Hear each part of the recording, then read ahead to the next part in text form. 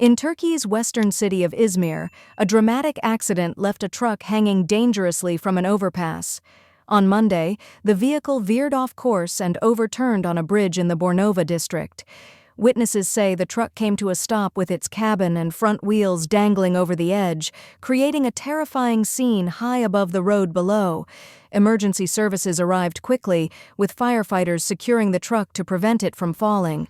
Crews then pulled the driver to safety. Officials report that he suffered only minor injuries before being taken to a nearby hospital for treatment. The incident caused traffic disruptions and drew a large crowd of bystanders watching the rescue unfold.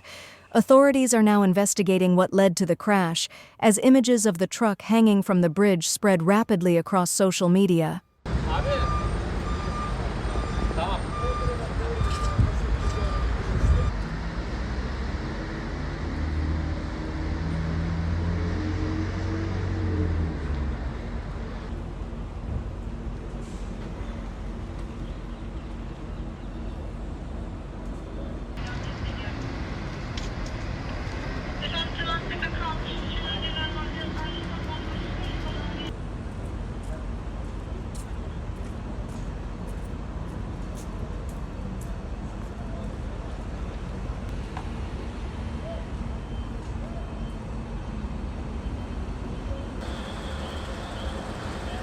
Evet.